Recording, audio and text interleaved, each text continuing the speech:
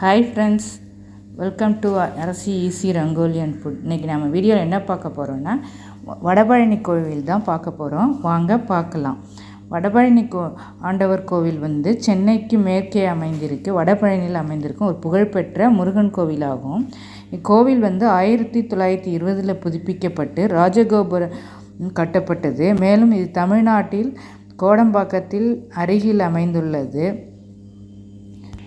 1890ஆம் ஆண்டு எளிய ஓலைக்கூரை கொட்டைகளுடன் இக்கோயில் கட்டப்பட்டது. இன்று மக்களின் ஆதரவால் புகழ்பெற்ற கோவிலாக உள்ளது. மேலும் ஒவ்வொரு ஆண்டும் சுமார் 7000 தம்பதியர் இங்கு திருமணம் செய்து கொள்கின்றனர்.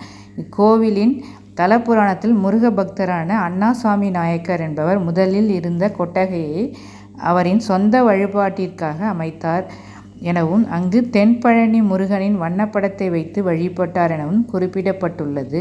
ஒரு சமயம் தீவிர வயிற்று வலியால் அவதிப்பட்டார்.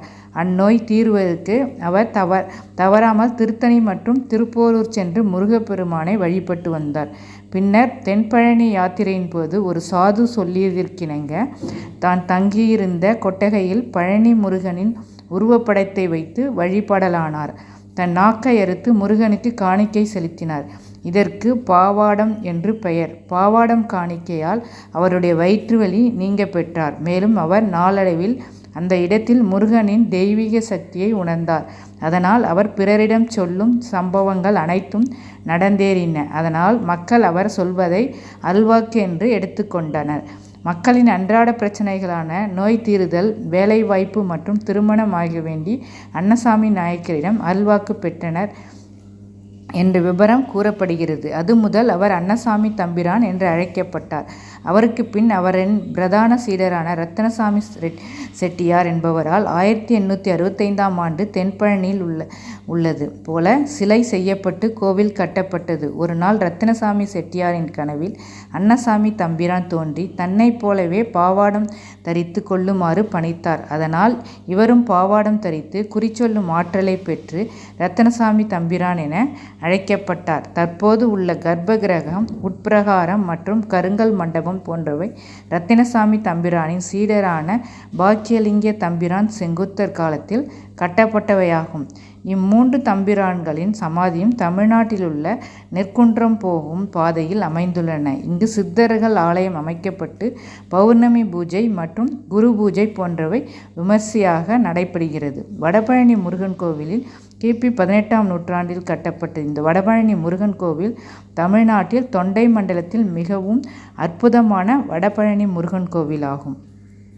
இக்கோவிலின் தனிச்சிறப்புகள்: இக்கோவிலில் பல தெய்வங்களுக்கு தனிச்சன்னதிகள் காணப்படுகின்றன. வரசித்தி விநாயகர், சொக்கநாதர் சிவன், மீனாட்சி அம்மன், காளி, பைரவர் மற்றும் வள்ளி தேவசேனா சமேத சண்முக சன்னதிகள் இங்கு உள்ளன. இக்கோவிலின் உட்புரகாரத்தில் மூலவர் பழனி முருகன் நின்ற கோலத்தில் காட்சியளிக்கிறார். இங்கு முருகன் காலில் பாதரட்சைகளுடன் காட்சியளிக்கிறார். நவகிரகங்களின் ஒன்றான செவ்வாய்க்கென்று ஒரு தனிச்சன்னதி இருக்கிறது. மேலும் இங்கு தட்சிணாமூர்த்தி, சண்டிகேஸ்வரர், மகாலட்சுமி சன்னதிகளும் உள்ளன. இக்கோவிலினுடைய சிறப்பு: தங்க ரதம். வைகாசி விசாகத்தினை தங்க ரதம் நடக்கும். பல முருகன் கோவில்களில் இல்லாத ஆஞ்சநேயர் சன்னதி இங்கு உண்டு. 3 சித்தர்களால் பூஜிக்கப்பட்டு வளரப்பட்டது இந்த திருக்கோயில்.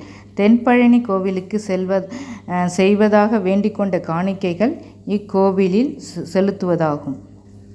இங்கு தமிழ் மாதம் 12லும் விழாக்கள் நடைபெற்றிருந்தன. அவற்றுள் வைகாசி விசாக திருவிழா 11ஆம் நாள் சிறப்பாக கொண்டாடப்படுகிறது. ஆனி மற்றும் ஆடி கிருத்திகையில் சிறப்பு பூஜை மேற்கொள்ளப்படுகிறது. ஐப்பசி மாதத்தில் 6 நாட்கள் கந்தசஷ்டி விழா சூரசம்ஹாரத்துடன் சிறப்பாக நடைபெறுகிறது. இந்த 6 நாட்களிலும் முருகப்பெருமானுக்கு லட்சார்ச்சனை நடைபெறுகிறது. மேலும் மார்கழி மாதத்தில் மாணிக்க வாசகருக்கு 9 நாட்கள் உற்சவங்கள் நடைபெறுகின்றன.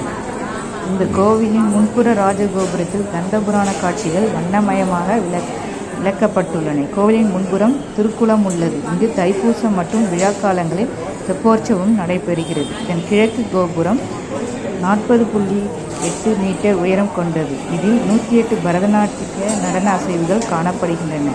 கோவிலின் தலவிருட்சமாக அத்தி மரம் உள்ளது.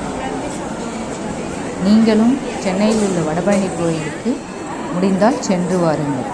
நன்மை கிடைக்கும். நன்றி. தேங்க்ஸ் ஃபார் வாட்சிங் திஸ் வீடியோ. இந்த வீடியோ உங்களுக்கு பிடிச்சிருந்தா லைக் பண்ணுங்கள், கமெண்ட்ஸ் பண்ணுங்கள், ஷேர் பண்ணுங்கள், மறக்காமல் சப்ஸ்கிரைப் பண்ணுங்கள்.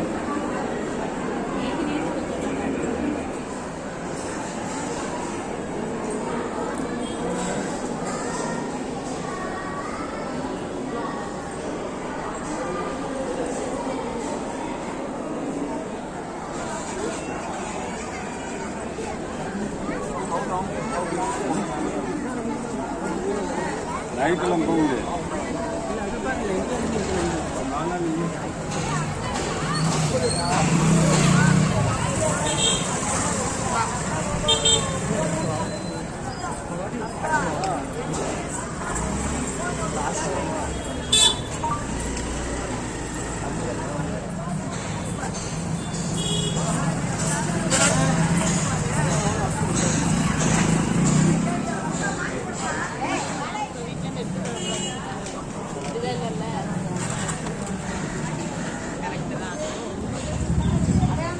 ஒரே ஒரு லைன் இருக்கும், அவ்வளோதான்.